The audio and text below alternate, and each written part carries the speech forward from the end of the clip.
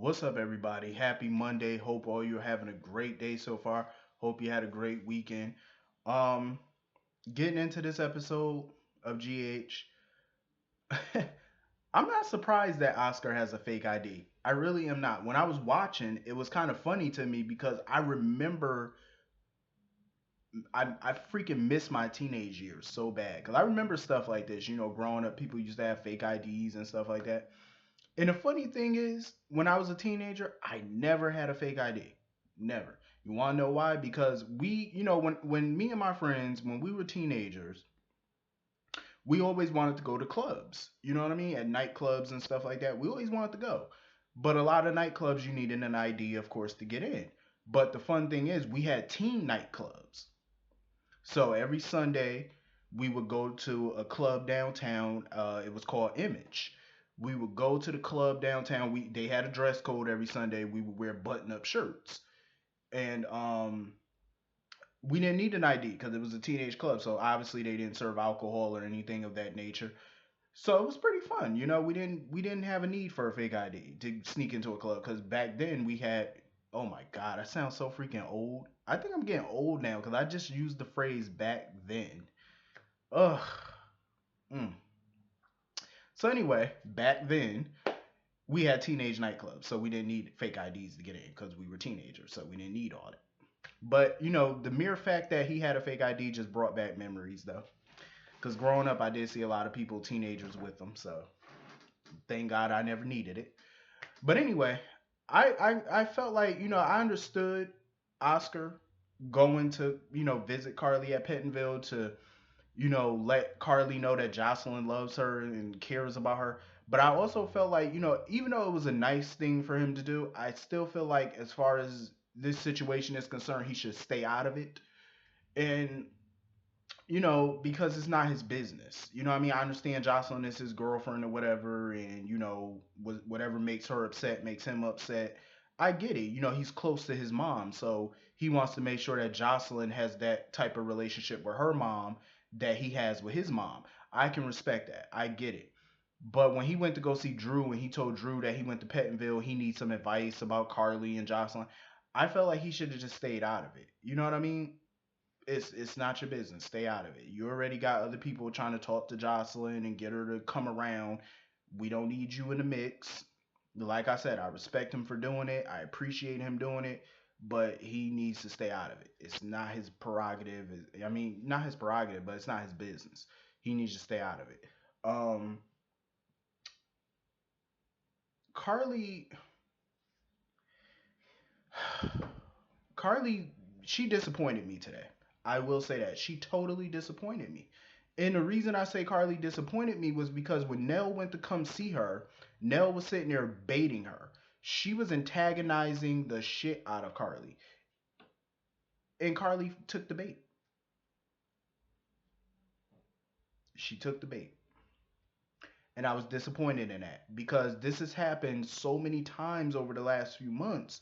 Matter of fact, over the past year, that every time Carly sees Nell, Nell would antagonize her.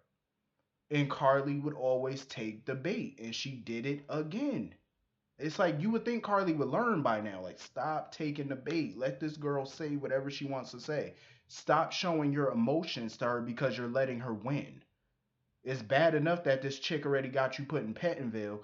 Now, even behind bars, she's still antagonizing you and you're still letting it happen. Stop showing your damn emotions. Stop showing her that she's getting under your skin. Stop doing it. Because every time you do, you're giving her what she wants. You're giving her the reaction that she wants. It's like you would think that somebody Carly's age would figure this out by now. Because Carly was a young girl once. She used to antagonize people all the time. So she should know what it's like. And she should know not to take the bait. And it was so funny how Nell was sitting there telling her, oh, Sonny came to see me. He said that I'm family. Nell, you are just delusional if you thought Sonny meant what he said about you being family. It's obvious that he was saying that as sarcasm and everything else. Because it's clear Sonny didn't mean what he said. Like, he's obviously not really welcoming you. He's not welcoming you into his family. That's clear that he's not really doing that. And the mere fact that I don't know if she's delusional. Well, actually, she is delusional, but I don't know if she really believes that or not, or she was just saying that to get under Carly's skin. Which either way, it worked. Um, and of course, Carly was banging on the glass and got carted away. Carly, I'm very disappointed in Carly. Like Carly was never this gullible before, and it's like she falls for this traps every time. Like Nell is just easily beating Carly at every turn, and it's all because Carly doesn't know how to have self control. Stop showing your damn emotions. So apparently, Mike, as expected, he was the one that moved the body from Croton because apparently Felix. Why don't we see Felix anymore? Like we hardly ever see Felix. I think the last time we saw him was at the nurse's ball this year. I think he was there. They need to do something with Felix because Felix. I feel like ever since Sabrina died, we never get to see Felix anymore. Like we barely get to see him. So now he's I guess Mike's nurse now, and Mike pretty much told him how he was the one who moved the body from Croton and he moved it closer to home. I'm like, closer to home?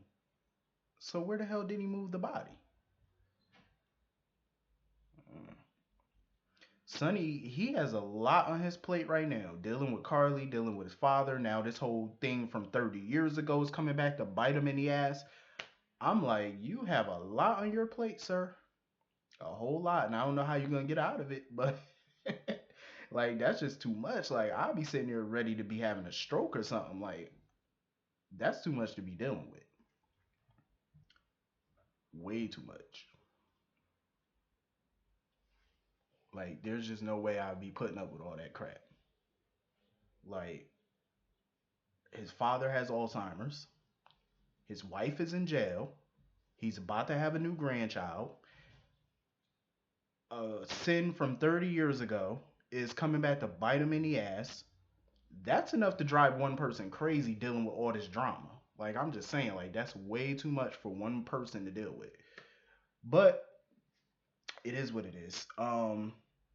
Jocelyn needs to chill out. Like seriously, she gets mad every time somebody tell her she's just like Carly. So Felix basically told her she's a mini version of Carly. She told me she wished people would stop telling her that. Well, get over it, Jocelyn. Whether you like it or not, you're a teenage version of Carly. You are. You're manipulative like her. You just do everything that she does basically. You try to put people together, always in somebody's business. You catch attitudes all the time. Like she's just like Carly. Like she just the only reason why she's denying it so hard because she knows it's true. That's the only reason. So anyway, Drew is an idiot. And I say he's an idiot because he had a do not resuscitate notice. Because he wants to go through with this procedure to wipe out Jason's memories out of his brain. And he has a do not resuscitate. I really hate that he has that because why would you want the doctors to just let you die when you have an infant daughter at home? You have a teenage son who you just found out is your son, and he obviously needs you because he's constantly coming to you for advice. So he needs his dad, and you're gonna have a do not resuscitate. I don't agree with that. I think he should make sure that the doctors do everything they can to resuscitate him because your kids are gonna need you. If you die because of the surgery, that means your son has to go the rest of his life without you, and he just found you. Your daughter has to grow up without you. What about Danny? What about Jake? You know what I'm saying? Like, what about Monica? Sam, all these people, even though him and Sam are not together anymore, but still, you dying will affect a lot of people. And I feel like it's selfish of him to say, "Oh, if I flatline, don't resuscitate me." I feel like that's very selfish of him seeing as how you have small kids at home. Like I'm just saying. I mean, granted, Oscar is a teenager, but he's still a kid who just found his dad and he's gonna need his dad. So I think it's a little messed up that you're willing to die and you don't want doctors to resuscitate you. I think that's ridiculous. But anyway, so it was cool that Monica dropped by. She gave Drew a key to her house. And she told him because she found out that he was living at the Metro Court, and she told him, you can come stay at the mansion. But of course, he declined the offer because he felt like staying at the hotel was better suited for him, which I totally understand. Don't get me wrong. I get where he was coming from on that because think about it. He stays in a hotel. His office is in the same building where he stay, so it's convenient for him. Plus, he has a restaurant there too, so it's all convenient for him. But I mean, for me, staying at a hotel is cool, but as far as living at a hotel permanently, I could never do that. I'm sorry, because I have to feel like I'm at home. Being at a hotel does not make me feel like I'm at home. I need to feel comfort. You know what I mean? Like, I really need to get that home feel. So living at a hotel would not be better suited for me. It's convenient because you have an office there in the same building, but it will get a little bit boring after a while. You know what I'm saying? Like, it would. And I would rather stay in a mansion anyway. I'm just saying. So anyway, Obrecht and Nina are basically working together because Obrecht wants Peter to confess all of his crimes or sins all on recorder. She wants to record it, but I agree with Nina. Even if she records it, it's inadmissible in court, so you can't use it because he said he would say it all under duress, so you can't use anything that he tells you. So I really want to know, like, what's the end game? If I was them, if I'm gonna kidnap him, I'm gonna kill him. I'm just saying. But I do like how Obrecht is basically kind of like torturing him. Like she's just making him, be all tied up to a little dingy bed in some little cabin out in the middle of nowhere. Um, Peter's getting what he deserved, in my opinion, and I love the snark by Nina where Peter begged her to help him, and Nina said, "Oh, I will call my brother, but he can't come to the phone right now." That was everything when she said that. Like that was hilarious. It was I understood why she said it because he is somewhat responsible for the death of her brother, but it was so funny how she said it, like the snark of it. It was hilarious. Um but yeah, Peter getting everything he deserved, and I'm glad that Obrecht is getting her revenge. Um Now as far as Finn and Anna go, I kind of lost my interest with them as a couple right now. I'm not saying I'm totally uninterested in them, but I'm just saying her going to talk to Robin about Heinrich Peter being her son and being Robin's brother, I felt like that's a conversation Anna should have by herself. I understand Finn wants to be there as a support system, but I felt like he should have just stayed in Port Charles and let her handle this on her own because this is like a private family matter and he shouldn't really be a part of it. That's just how I felt. And I still feel that way. That's just how I feel, you know? Like I said, I respect that he wants to be there as a support system. I get it.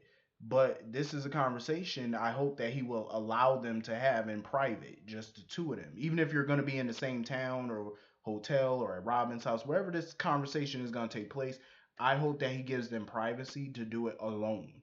Because this is a really a conversation that she really should have with Robin by herself, not with Finn being there. Um, but anyway, what do y'all think about Maxie and Chase getting together? Not now. I'm not saying right now that they have to get together. Like I said, it's too soon for Maxie to be dating anybody. Seeing as how her husband just died a few months ago, she just had a new baby. It's too soon. But I think that's what the writers are doing. I feel like the writers are chemistry testing her with a lot of different people. Like they did it with Peter, which we know I hope they don't get together ever. Um, her and Michael. I liked her chemistry with Michael. I really did. I loved the chemistry between Maxie and Michael. I did. Um, Especially with them having new babies and stuff. Her baby was born. Michael's about to have a baby. So they do have some things in common. And I could see them together. But her and Chase, I could kind of see that. I can get with that. I know a lot of people were hoping for Kiki and Chase, but I don't know. I think in the future, I think we might be getting Kiki and Griffin. So we got to pair Chase up with somebody. But like I said, I like how they're see with the Detective Chase character, I like how they're not forcing him on us. They're slowly integrating him on the show, and I think that's a brilliant move. Because you don't want to just shove a new character down people's throat, because that's how they're not gonna like the character. You know what I mean? So even the guy who plays Chase, he said how he loved how they just slowly puts him onto the show, and I think that's cool. That's how you're supposed to do it. It creates interest. Um, especially now that him and Finn's dad is coming on the show. This is pretty cool. But like I said, they done hired another damn actor to play on this show, and I'm telling you, this cast is getting too big. Every time I turn around, GH got a new casting. I say, here we go. But at least they got old boy from Days of Our Lives who played Clyde Weston. At least they got him because that was my homeboy. Let me tell you something. In my mind, that's my homeboy. I don't know him, but in my mind, that's my homeboy because when I seen him on Days of Our Lives and he played Clyde Weston, he was good on that show. So I know he's gonna bring it on this show. I hope so. Um, but like I said, they got too many damn actors. I'm just saying we need to cut this cast a little bit. Come on now, Frank. Um, am I missing something? Let me see. I'm just trying to make sure I'm not missing. I hope I ain't miss talking about somebody. Let me see. Um, I think that's everybody. I think I discussed everything. So yeah, I'm interested in seeing what's gonna happen with all this drama and this chaos. I don't know what they're gonna plan on doing with Peter at this point. I don't know. I'm glad that Maxie tore up that note that Peter left for her to read. I'm glad she tore it up. Hopefully she stick to her guns and she stay away from him because I do not want to see Peter and her get together at all. But anyway, I hope all you have a great day. Hit the comment section. Let me know what y'all thought about today's episode, and I will see y'all all later. Peace.